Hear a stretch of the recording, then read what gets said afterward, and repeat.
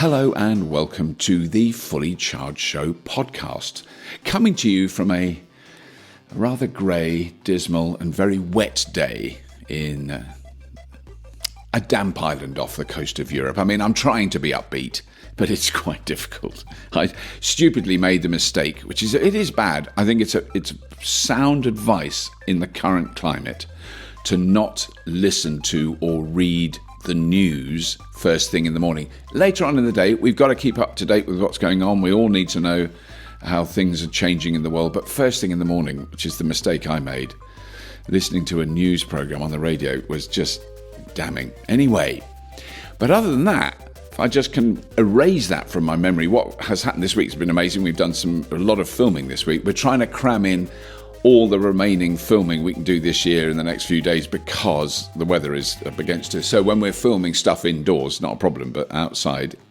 it gets a little bit moist. Anyway, it's been a very, very busy few weeks. There's loads of new cars being launched. There's more discussions about hydrogen. Good idea, bad idea. Can I remain neutral like the fence-sitting, wishy-washy, whatever I am, where I agree with everyone in the world when they're talking until they've stopped, and then I disagree with them. I used the term many years ago, wet liberal, and that comes from Margaret Thatcher, who called men who didn't stand up for themselves like men, she called them wet, which was a old-fashioned term of abuse, really. Anyway, I'm going off on such a tangent. That's not what I'm here to talk about. But yeah, hydrogen's been in a topic of discussion. Batteries, all sorts of things. So I'm going to cover some of those topics today on this episode. Now, this episode is just me.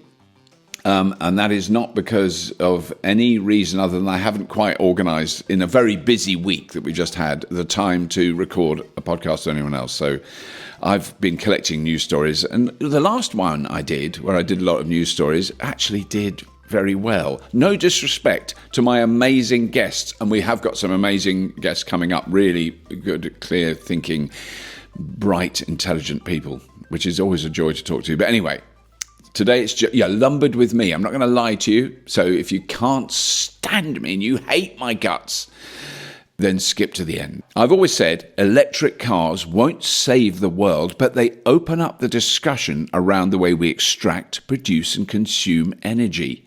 So after food, which is pretty essential, I think we'll all agree with that. That's first, food, then shelter, then energy has become like number 3. Energy is, a vital resource, and we need to be able to produce or capture it while doing the least amount of damage to the small blue dot we call home. Now, regular listeners will know we discuss topics like where materials come from, what their impact is, and if they can be recycled, and many other related topics. I'll do that all again. Now, regular viewers of Fully Charged Show on YouTube, regular listeners to this podcast will know that we discuss topics like where materials come from, what their impact is, if they can be recycled, and many other related topics, unlike any other show or series or magazine or web series or blog about cars. Never once. It's going to be a little gentle rant now, but never once, when some old bloke made a car skid sideways on a disused runway, did he discuss or question where the fuel came from that is powering that car, the impact of extracting and refining that fuel, what that impact was, where the metals, minerals and plastics that created the actual physical car came from. How many particulates were being ripped off the tyres as the car drifts around a corner? What is it about drifting? Anyway, that was just never a topic. Never once. No one ever complained about it or called them out on it, because up until very recently, all those things we just took for granted. We never gave them a second thought. They were just normal. The impact of what we were doing never really crossed our minds. I mean, I'm saying the vast majority. There's always been people who've been aware of this, a lot of scientists, a lot of engineers, and a lot of, activists and campaigners. They've always known. But the vast majority of the public around the world, just not interested. And why should they be? They're just driving a car. Shut up. Don't make my life a misery. It's hard enough as it is. But I think it's an interesting observation, because we're constantly getting these comments about, well, where do the batteries come from? And what about the environmental impact of making batteries? And it's all true, It's all true. So we do address it. That's the thing. So I always have to send a link to when we did talk about it. But anyway, driving combustion cars and flying in planes and going on cruises, they were all just normal stuff. We, the minority of the global population who could afford such privilege, assumed was our birthright. I mean, hello. I think there's been a wake-up call. Because when we switch the light on, we never question how the power was made, what happened to the mountains of toxic ash produced by inefficient and heavily subsidised coal-burning power plants. No one ever said that when they turned the kitchen light on, did they? Darling, I've just turned the light on and I'm now considering the impact that the massive ash pile is having on the environment down at the old coal plant. Just didn't happen. It was normal. We grew up with that devastating short-sighted technology and we all thought it was normal. I didn't think of it. I went past coal power plants and went, oh, that's an electricity power station. Didn't think anything of it. And any extraction of metals and minerals to make anything we use has an impact. And can we lessen that impact? In some cases, very much, yes. Can we use more abundant and cheaper materials? Without question, yes. And what areas is it very hard to reduce impacts? Simple. The answer is simple.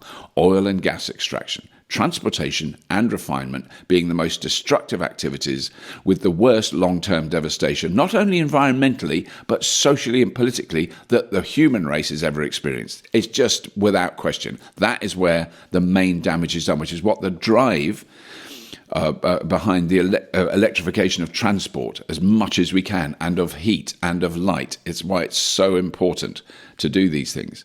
I mean, because I think it's the social and political impacts very rarely discussed. But if you find a country with no oil, no oil in its borders, I'm going to pick one at random, Costa Rica. They don't have any oil. And you compare that country with a neighbouring country, one other country that's nearby that has loads of oil, Venezuela. Costa Rica is a calm, stable democracy, high levels of renewables. They're pretty much 100% renewably powered, a lot of hydro, a lot of ground source and wind and solar. The very low deforestation, very high reforestation. They're planting a lot of forests to replant the rainforest that they're living in. They're in a pretty thriving economy. They're not like a super wealthy country, but they're doing all right. And there's not a lot of economic migration from Costa Rica into, for instance, North America, across the wall and all that stuff. There are a hell of a lot of Venezuelans trying to get out. Because Venezuela is one of the poorest and most corrupt countries on earth, with a devastated environment and a very politically unstable and dangerous society. Now, it's not all because of oil. It is not all because of oil, but oil hasn't helped. If you've got a government which is ruled by government ministers who are ambitious, greedy people who want power and wealth, and the country is receiving billions of dollars every day because of their oil exports, I think we can all agree bad stuff is probably going to go down, and it is. So the sooner we can reduce the burning of vast quantities of fossil fuels and start to use materials we need in a longer term, or indeed a circular economy, the better. That is the whole point of the sort of theory behind Fully Charged. And here's a circular economy story. Because even if you are a bike-riding vegan who never flies anywhere, has never flown anywhere, wears second-hand clothes, is amazingly conscious about their consumption activities, but is listening to this podcast, then you are by default contributing to the mountain of e-waste that we are all party to creating. This goes beyond cars is like irrelevant. Wait a minute, where is the real damage being done? This is my argument. Oil production, oil consumption, big lot of damage. Next down the list at the moment, e-waste. It's shocking. I'm guilty of it. I've bought laptops and phones that I don't use any longer. I've got them in a box, and I'm recycling some of them, but I don't want to throw them away. They're kind of a burden. And I feel, and I'm old. I've had a lot of them, believe me. Anyway, yeah. So there is a mountain of e-waste that we're all involved in. The good news is that a New Zealand startup called Mint Innovation plans to open the first commercial refinery for extracting precious metals from electronic waste, and they're going to do this in Cheshire in the north of England. The bad news is the UK produce more e-waste than the EU average, according to the UK's government's Environmental Audit Committee. So this isn't some EU bureaucrat slamming down their rules on us from afar. This is the UK's own Environmental Audit Committee. So we are the worst offenders in Europe. I'm sure we're not the worst in the world. Got a feeling our American brethren probably top us on that one. But anyway, Mint was set up in 2016 to develop a biorefinery that combines hydrometallurgy and biotechnology to safely extract metals, including gold, palladium, silver, copper, from e-waste. There's a lot of valuable stuff in those phones and laptops and tablets and old computers and all that stuff. The system will also be the world's first to use bacteria rather than cyanide-based processes. You don't really want to know. There's some industrial processes I'm fascinated by and I want to find out more. There's some that I'm going, oh, that sounds pretty grim. That we use cyanide to remove those metals, but they're trying to use bacteria. Anyway, the Cheshire refinery will be able to process 20 tonnes of e-waste per day. And if the demand is there, this can be scaled up. So there's another plant in the south of England is being considered, and a refinery is planned for Sydney, Australia. I mean, we really need these because those metals are important. We use them. And the thing is, I'm always hearing about rare earth metals, the lithium extraction process, all the processes used in electric vehicles and renewable systems coming from people sitting typing on new computers because they've thrown out the old one that was only 3 years old. We chuck out thousands of tons of rare and precious metals that are in these devices, and it's really useful stuff. So let's hope, and I will follow that story up, and if we can go and see how they do it, how they don't use cyanide but use bacteria to eat away at the stuff and separate all those chemicals. I don't know. I mean, the other thing which I've heard people talking about which is how important it is, and I know Apple, for example, are really bad at this, even though they're constantly going on about how incredibly eco and right on they are. It's the way that the devices are made. They could be made in a way where at the end of their life, extracting those products and metals is a lot easier. They don't do that now. They just concentrate on making it as small as possible, which means it's really difficult to recycle. Anyway, that's another story. Maybe in 10 years' time, phones will be massive, but really easy to restore. to recycle, not to restore. And easy to restore. Wouldn't it be great if you could repair your own phone? Anyway, I'll shut up. I'm talking about cars. Got quite a lot of car stories, so I'm trying to keep them brief. Honda say they are shortly to sell the very last diesel car in the UK, like this month. There's a few left in their showrooms, old Honda diesels. They sell those. They will never sell a diesel car again. Diesel is dead. And what's more, they're bringing the end of their fossil burners nearer and nearer. Honda have recently stated that they will stop making combustion vehicles of any type by 2022. No more combustion engine vehicles, not just cars. We're talking vans, everything, trucks, all the diggers, all the stuff they make. They had plans to do this in 2025. They now think they can do it by 2022. If they really do this, if they don't release a load of plug-in hybrids with limited range, but actually make a wide range of battery electric vehicles, then this is yet another indication we have reached, wait for it, the tipping point.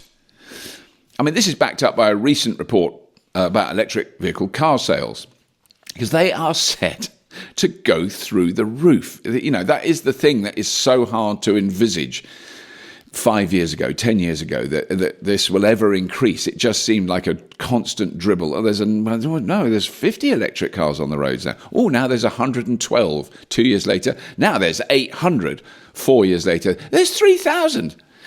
Now we're looking about thousands being sold a day. This isn't a report from a couple of my mates who are electric car fanatics. It's from Wood Mackenzie, a global energy, chemicals, renewables, metals and mining research and consultancy group. They're saying that by 2024, there will be 323 million electric cars on the roads of the world.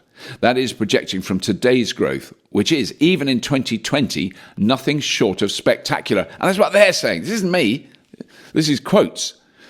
In the UK alone, electric car sales increased by, wait for it, 261% in June in comparison to June in 2019.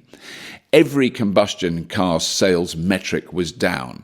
a lot. In the case of diesel, catastrophically. And another report from Deloitte, who are a fairly reputable high-end consultancy and international professional services network. I wish I had one of them. I'd love an international professional services network. I could have an international rank outsider amateur network, possibly. Anyway, they stated that in their recent survey, over half of UK people, I guess the people they interviewed, I don't like using the word consumers, which they do. No, we're not consumers. We're people. We're citizens with rights. We're not consumers. Such a horrible word. That really is repugnant. Please, all of you, anytime you hear the word consumer from someone, tell them to shut up and use a proper word. Like going forward. Sorry, I'm just having a bit of a rant about that. We're really excited about these projects going forward. What do you mean in the future? What do you mean going forward? What a rubbish piece of tacky corporate speak. Consumers. Consumers going forward will be consuming more. Shut up. It's people, and we might buy stuff and we might not. And especially if you use the word consumers, we won't buy anything. So stop using it. So anyway, half of people are seriously considering an electric vehicle the next time they buy one. So what it is, basically, if you ask people, are you going to buy a new car? Might. When are you going to buy it? 2 years' time. Got one already. What sort of car will you buy? Electric. That is really common. So that's all good now. But as we can see, the most often quoted reservation is the charging network. So when I first started talking about electric cars, people go on, they're silent and they'll just kill everyone. Which, interestingly, has turned out to be not true. The other one was, we'll throw the batteries away into landfill when the car is 3 years old. J. Clarkson, Esquire, said that. I'm going to repeat that later on in this podcast because I just want to keep repeating that he said that. He said we'd throw the batteries away after 3 years. Jeremy Clarkson, much respected pundit. So the reservations have changed over the years. They don't have the range. That's faded. I never hear that anymore. They're bad. You have to throw the batteries away. They don't make. I like a car that makes a noise. I like the noise of a combustion engine. People say that until they have a go in an electric car and cannot believe the performance of it. The one that is quoted the most often now, and I think is the most relevant, plausible, and realistic, is there isn't enough public charging network. And actually, at the moment, with the amount of electric cars that are on the road in the UK, for example, there is enough. There is loads. And if you don't drive an electric car, you're very unaware of where the charging points are. If you drive one, you become very aware. There are tens, if not hundreds of thousands of charge points in the UK, and across Europe there's millions, across America there's millions, in China they put in 600,000 chargers last year, so they're doing all right. But I absolutely agree, if there's more electric cars, we need a hell of a lot more. So the other reservation is the purchase price of the vehicles, and I want to discuss that, but it is coming down. They are getting cheaper, and if there was a car that 5 years ago was £30,000 and it would have had a range of maybe 110 miles in inverted commas, you now buy a £30,000 car and it's got a range of 220, 250 miles. So the batteries are getting longer, but they are still considerably more expensive than the equivalent fossil burner. So I'll soon be recording a podcast with the folks from Octopus Energy to find out more, but they are rolling out a thing called Electric Juice, an easy-to-use charging solution all over the UK, and they've just passed their 1,000th charging post. And I'm going to read this quote from Octopus Energy. Octopus Energy's Electric Juice is designed to offer a one-stop shop for EV drivers, providing a standardized way of paying for charging. So this is the point. You sign up to Electric Juice, it knows your car, it knows you go up to any charge post, you go blip and you pay for it, and you pay for it through one single account using loads of different chargers. We need tens of thousands of low-cost, slow chargers everywhere you can leave a car for a few hours. It's called grazing, isn't it? That's what I like to do in my electric car, grazing. So yesterday, good example, we were filming at a studio about 120 miles from where I live. I got there with a very low battery because they have charge points in the car park. They're not fast. They're 7 kilowatt. They're your standard, like domestic charger. They got a load of them. So we were charging 4 cars while we were there. I didn't wait 1 second for that car to charge. I was working from 9 o'clock in the morning till about 4 in the afternoon. We were filming in the studio, got in the car. It was full, which I very rarely do, but I let it fill up. I feel guilty now because it was free. And I drove home. I've got loads of juice in the battery now. And that's what is really important. It's where you leave a car when you're not using it. That's where you want to be able to charge it. So that is low cost, low power chargers anywhere you can leave a car.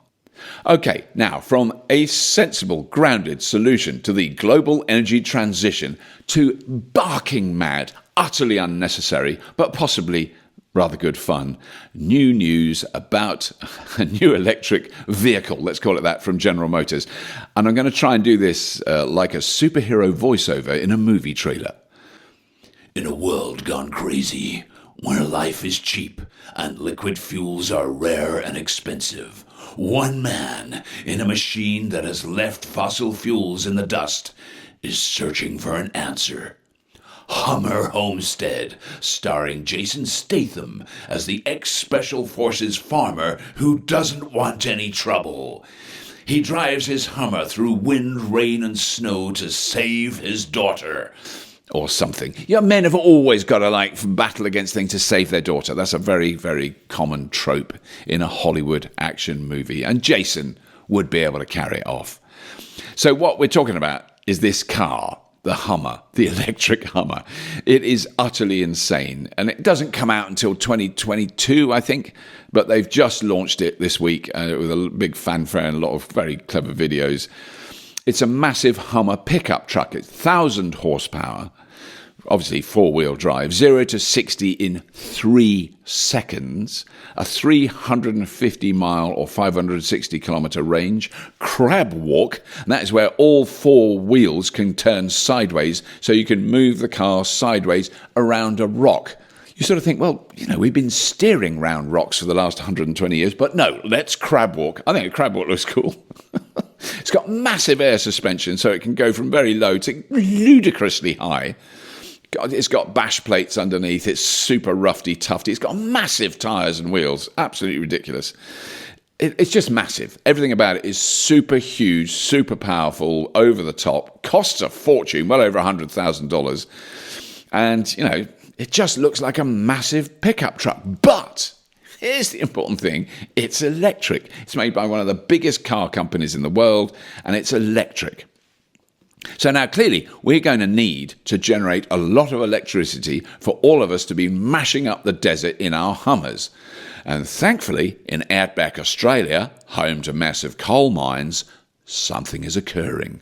So at a cattle station halfway between Alice Springs and Darwin is the location for the world's largest solar farm, with energy generated from the project to ultimately power Singapore. This is what? Power Singapore. Okay, so I am a privileged, tree-hugging, hypocritical, liberal, blah-de-blah. So I've been to Singapore many times. I've stayed there a little bit in the past on my way to Australia, where my wife and her family are from. And my children are half Australian. We've spent a lot of time in Australia. We've flown there in aeroplanes. I will never, ever recover the impact of my carbon footprint. There are not enough trees for me to plant in my life. Anyway, but this big solar farm is out in the bush. Now, for those of you who haven't ever been there, and I am very privileged, I've driven across half of Australia, in diesel, of course, diesel trucks and things. It is the most remarkable place. There is nothing remotely similar to it in Europe, even in the United States, in anywhere. Because it's not like the Sahara Desert, but it is sort of mainly scrubby desert for thousands of miles. It's just amazing. And now if you look at but that's Australia. If you look at a map of Singapore, it's quite a long way from the northern coast of Australia, but not that far. It's near enough to run a massive cable along the seabed between the two countries, which is what they're planning to do. I mean, we do it in the UK. We've got a load of them, load of big fat wires connecting us to the European mainland. I mean, the one you can see if you can go into the service tunnels of the Eurotunnel that connects the UK to France, or at the moment connects the two countries. It'll still be there. It's not going to be bricked off by the French, we hope. But if you go in the service tunnel, I've made some TV shows in the service tunnel, you can actually see the wire. And honestly, I can't tell you, it is fat, because it carries gigawatts, of power from France to England, or the other way around. Increasingly the other way around, because we've got so much wind, we're shoving it back out to the French. And there's one from Denmark, there's one from the Netherlands, and there's now one from Norway.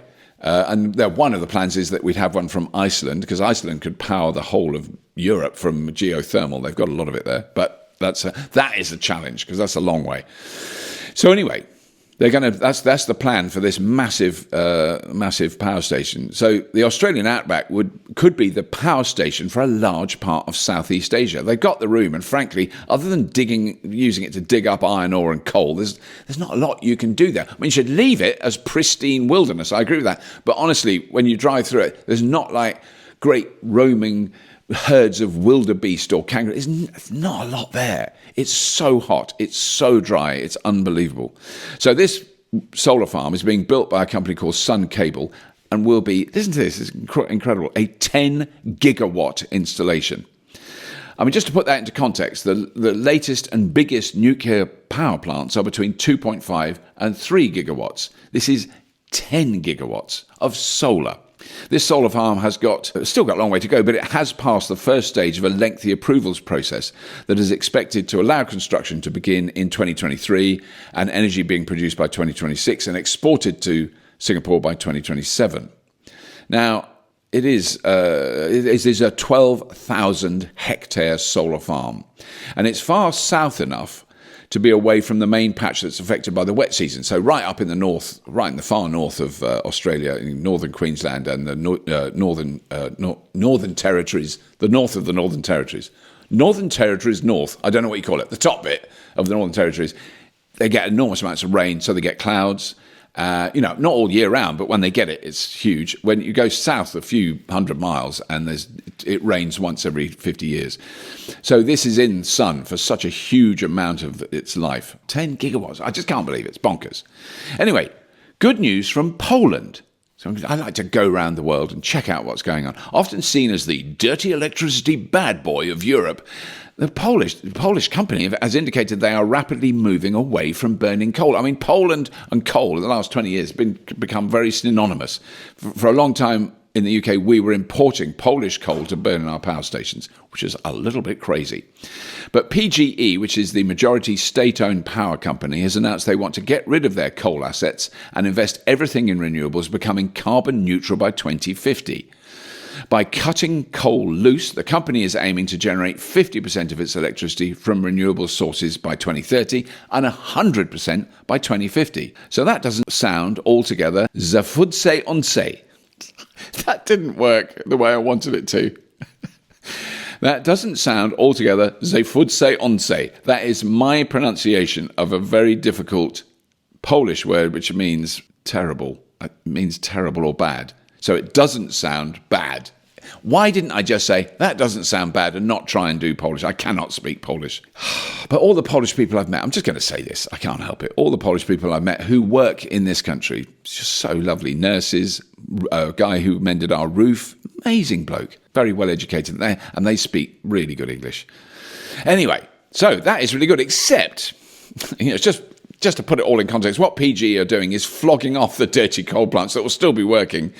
They're flogging them to the government, who will keep burning coal. But PGE, the big power company, they will look squeaky clean, super green, ultra renewable. So I'm not going to be cynical. It is better than them not doing anything. And the fact that really if you look at any of the maps that show you how dirty electricity is in Europe, I'm afraid Poland is always absolutely the worst. And they are installing a lot of renewables there. So it's fantastic. So hats off to you. for a moment before a load of coal ash falls on my head, but anyway, there we go. And now, batteries and hydrogen. Batteries v hydrogen. I don't want it to be at that. I don't want it to be battery v hydrogen. Stupid argument. Anyway, the discussion continues, or maybe it's the brutal civil war continues. As always, I want to remain agnostic. I want hydrogen fuel cells to be used in all sorts of applications. I mean, it's obvious. The obvious energy disadvantages of using hydrogen compared to batteries. Fuel cells are still brilliant when compared to combustion engines. So I'm really not anti-hydrogen.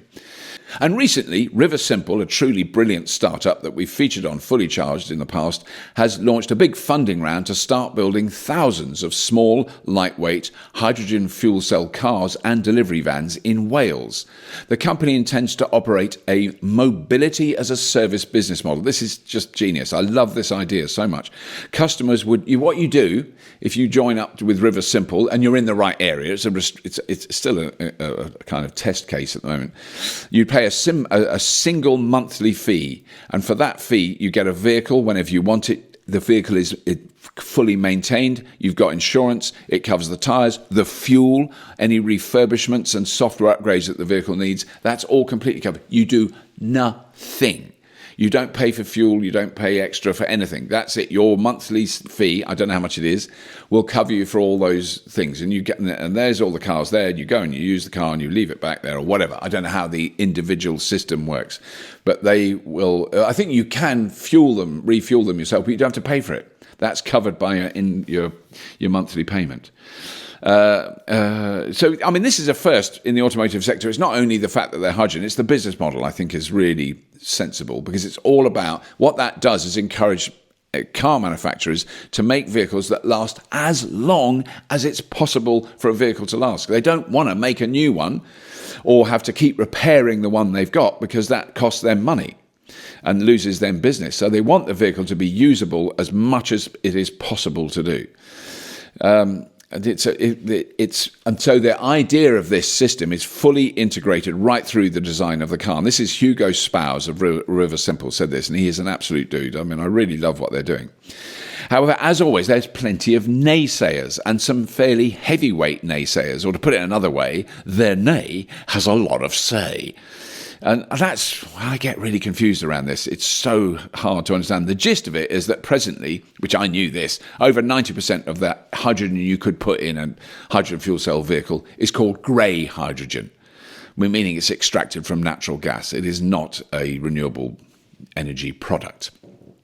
Green hydrogen, however, is, as we know, we've shown it on Fully Charged in the past, entirely possible. It's just currently very, very expensive, as are hydrogen fuel cells that you could put in cars. It's not cheap. It's a hoary old chestnut, but there is clearly a vitally important role for proper green hydrogen in industry. We recently mentioned the hydrogen steelworks in Sweden. And that is hydrogen that is produced from renewables, and they're making steel with it. But here, once again, it's really difficult. Hydrogen could have a bit of a rough ride. There's another steel-making company I didn't know about called Boston Metal in the USA that uses just electricity in the steel-making process. No coal, no gas, no hydrogen, just electricity. And as we know, anything that uses just electricity can run off renewables. So that is completely possible to have a fully decarbonised steel-making process. Probably not fully, because even heating up steel probably releases carbon. I don't know. Heating up rocks that you turn into metal. I imagine there's a bit of carbon wibbling off here and there. I may be wrong, and I'm sure people will point that out if I am. Anyway, makes it a much simpler solution. And there is a system, the Boston Metal thing, factory, is being backed by Bill Gates' Breakthrough Energy Ventures. So, they kind of do. Apparently, I've heard, anecdotally, that when Bill Gates invests a few billion through the Breakthrough Energy Ventures, they kind of check it out first, make sure it works. They don't just go, well, look, here's $3 billion. See if it works. If not, keep the money.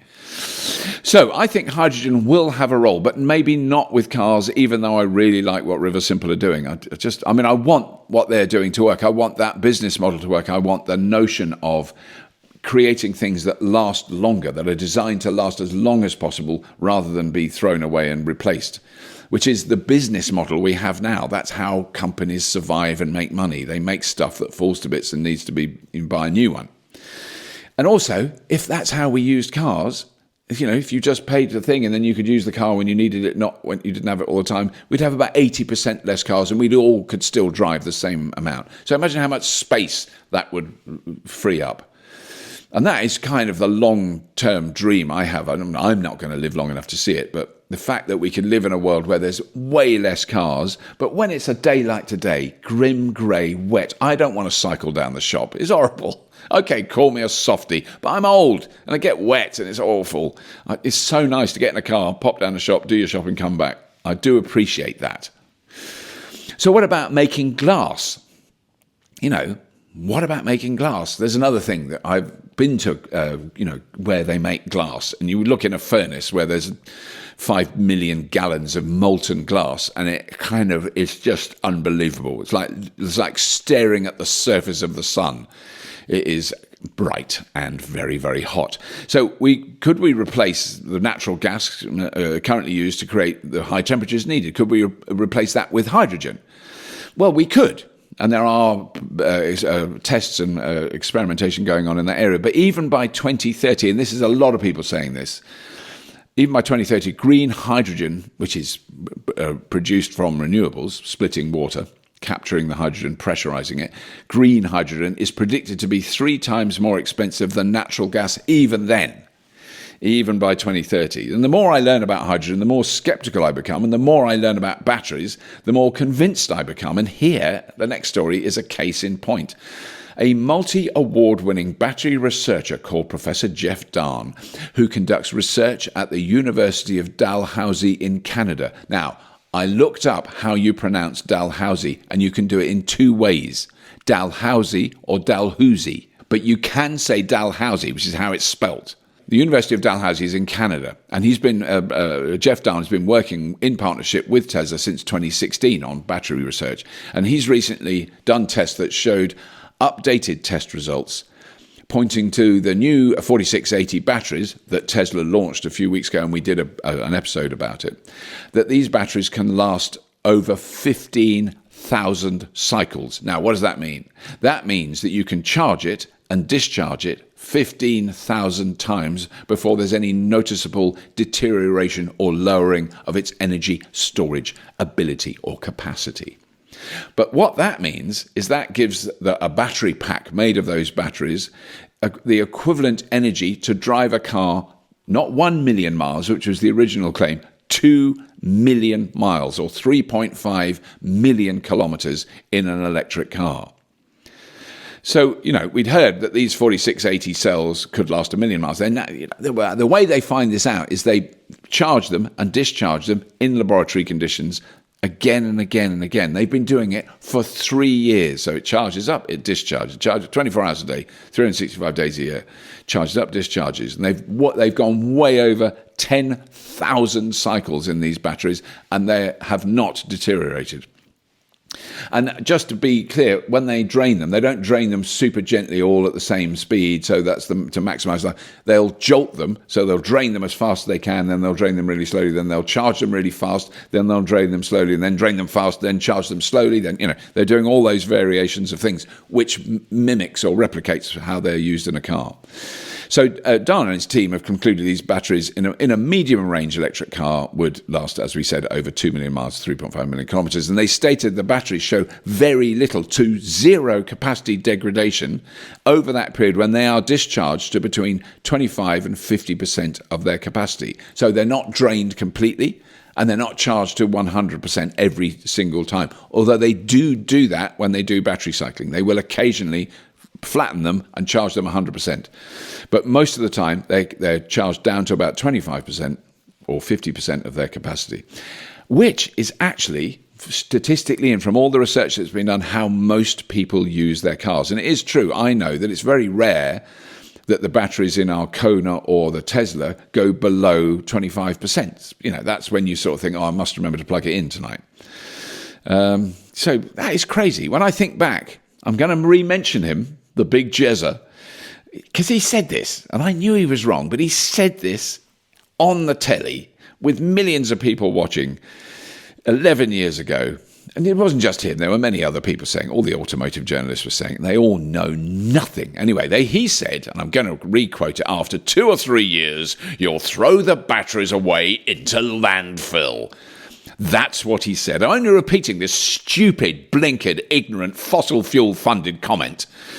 Because at the time, I just knew they were wrong, but they said it so loudly and with such supreme masculine confidence, I didn't have any riposte to it other than sort of sulking. So I just want to rub it in. Jezza, you said that we'll have to throw the batteries away. Anyway, they were very wrong. Very, very, very wrong. Much wronger than anyone could have imagined.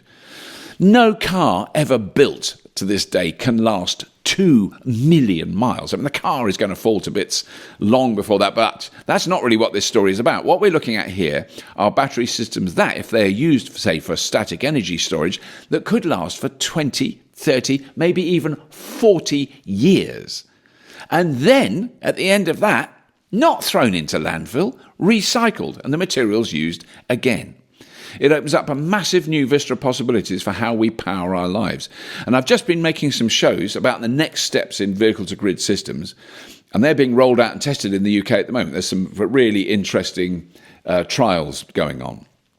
And we'll have a full report about it soon. But just imagine for a moment that there were, let's say, 2 million, we'll go for a low number, 2 million electric cars in a country around the size of the UK. And at any one time, say the early evening, 1.5 million of those cars were plugged into intelligent vehicle-to-grid systems, and that's the sort of stuff we've been looking at. And grid operators had the ability at peak demand times to take a mere 7 kilowatts from each car for 20 minutes, 30 minutes, an hour, whatever it is, maybe a couple of kilowatt hours. So they're taking 7 kilowatts from each of those 1.5 million cars. That is a total of 10,500 megawatts or 10.5 gigawatts. And 10.5 gigawatts is what 3 large nuclear power plants can produce when they're going flat out. That is the kind of capacity that we have. So those cars could charge at night when demand is very low, be driven in the daytime. They've got a little bit left, but 1.5 million people plug them in. And that is the kind of impact they could have on our grid. We will need, if we have a lot of electric cars, less power stations, not more.